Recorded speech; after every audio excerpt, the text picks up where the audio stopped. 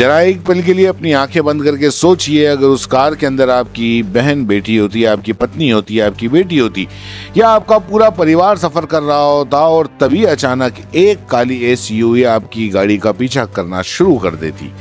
कभी ओवरटेक, कभी रास्ता रोकना, कभी अश्लील इशारे, और फिर देखते ही देखते पत्थरों की बरसात। कार के शीशे टूट रहे हों, अंदर बैठी महिलाएं चीख रही हों, ड्राइवर किसी तरह जान बचाकर निकलने की कोशिश कर रहा हो, और उस वक्त आपको कैसा महसूस होता है?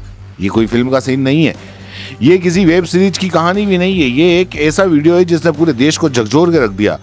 झारखंड के रांची टाटा नेशनल हाईवे पर जो हुआ, उसे सिर्फ सड़क सुरक्षा नहीं बल्कि कानून व्यवस्था और महिलाओं की सुरक्षा पर भी गंभीर सवाल खड़े कर दिए हैं। पिछले कुछ महीनों में देश के अलग अलग हिस्सों में रोड रेज की घटनाएं लगातार सामने आ रही हैं।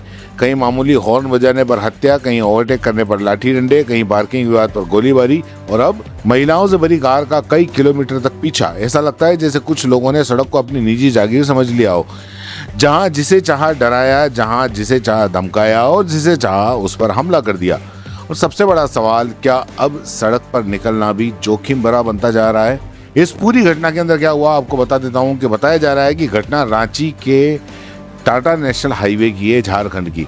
एक सफेद डिजायर कार में 3 महिलाएं सफर कर रही थी। इसी दौरान एक काली स्कॉर्पियो लगातार उनकी गाड़ी का पीछा कर रही थी। प्रत्यक्षदर्शियों और वायरल वीडियो के आधार पर आरोप है कि स्कॉर्पियो में बैठे 2 युवक बार बार ओवरटेक कर रहे थे। कभी गाड़ी आगे लगाना, कभी रास्ता रोकना, कभी खिड़कियों की तरफ खींच देखकर अश्लील इशारे करना। कार में बैठी महिलाएं लगातार घबरा रही थी। उन्हें समझ नहीं आ रहा था कि आखिर ये लोग चाहते क्या हैं। लेकिन मामला यहीं नहीं रुका। कुछ दूरी पर पीछा करने के बाद में आरोप है कि स्कॉर्पियो ने डिजायर का रास्ता रोक दिया। 2 युवक नीचे उतरे। उसके बाद में कथित तौर पर महिलाओं की कार पर पत्थर फेंकने शुरू कर दिए। शीशों पर हमला किया गया। कार के शीशे टूट गए। कार के अंदर बैठी महिलाएं चीखने लगी। घबराहट इतनी बढ़ गई कि आसपास मौजूद लोगों का ध्यान इस ओर गया। स्थानीय लोग इकट्ठा होने लगे और यही वो पल था जब आरोपी वहां से भाग निकले। अगर भीड़ वहां नहीं पहुंचती तो आगे क्या होता? इस सवाल का जवाब शायद किसी के पास में नहीं है।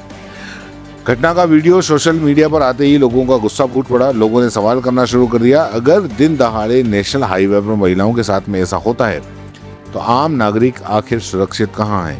क्या कानून का डर बिल्कुल खत्म हो गया है? क्या कुछ लोगों को यकीन हो गया है कि पहले गुंडागर्दी करो, बाद में जो होगा देखा जाएगा? वीडियो ने देखते ही देखते लोगों तक पहुंचकर एक नई बहस शुरू कर दी। रिपोर्ट के अनुसार इस मामले में जिन 2 युवकों के नाम सामने आए हैं उसमें एक की उम्र लगभग 19 वर्ष है और दूसरे की उम्र 18 वर्ष बताई गई है। यानी दोनों बेहद कम उम्र के हैं। लेकिन सवाल उम्र का नहीं है, सवाल मानसिकता का है। अगर इतनी कम उम्र में कोई हाईवे पर महिलाओं का पीछा करने, रास्ता रोकने और हमला करने का साहस कर रहा है तो आखिर उस पर कहां से इसको इतना साहस कहां से मिला? क्या उसे लगा कि कोई कार्रवाई नहीं होगी? घटना वायरल हुई और राजनीतिक प्रतिक्रियाएं भी सामने आ लगी। विपक्ष ने राज्य सरकार और पुलिस व्यवस्था पर सवाल उठाए। कहा गया कि महिलाओं की सुरक्षा को लेकर गंभीर चिंता पैदा हो गई है। ये भी सवाल उठ रहे हैं कि अगर समय रहते सख्त कार्रवाई होती तो क्या ऐसी घटनाएं रुक सकती थी? सोशल मीडिया पर भी हजारों लोगों ने कानूनी व्यवस्था पर सवाल उठाए। इधर पुलिस ने अपना एक अलग पक्ष रखा। पुलिस के अनुसार डायल 112 पर सूचना करने पर कुछ मिनटों के भीतर पुलिस टीम मौके पर पहुंच रवाना कर दी गई थी। अधिकारियों का दावा है कि मोटरसाइकिल दस्ता दल पहुंचा और उसके बाद थाना प्रभारी भी मौके पर पहुंचे। प्रारंभिक जांच में पुलिस ने बताया कि दोनों गाड़ियों के बीच पहले हल्की टक्कर हुई थी और इसी बात को लेकर विवाद शुरू हुआ था। इसके बाद एक गाड़ी वहां से निकल गई, दूसरी गाड़ी उसका पीछा करती हुई आगे तक पहुंच गई। जहां तक कथित तौर पर शीशे तोड़ने की घटना हुई, यानी पुलिस का कहना है कि शुरुआत सड़क दुर्घटना और बाद में विवाद से हुई, लेकिन इससे किसी भी तरह हिंसक व्यवहार या महिलाओं को डराने धमकाने का औचित्य साबित नहीं होता। जब दोनों पक्ष थाने पहुंचे तब सभी को लगा कि एफआईआर होगी, लेकिन यही कहानी ने अप्रायश्चित मोड़ ले लिया।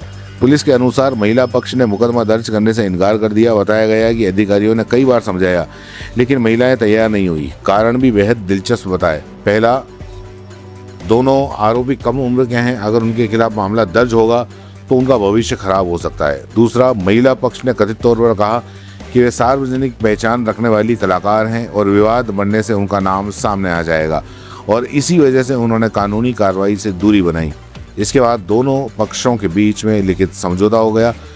अगर वीडियो वायरल नहीं होता तो क्या ये मामला हमेशा के लिए ख़त्म हो जाता? क्या घटना सिर्फ समझौते के कागज़ तक सीमित रह जाती? क्या समाज को तभी पता चलता जब हाईवे पर महिलाओं के साथ में क्या हुआ? अब सवाल यही है कि सोशल मीडिया पर सबसे ज़्यादा जो उठाया गया है कि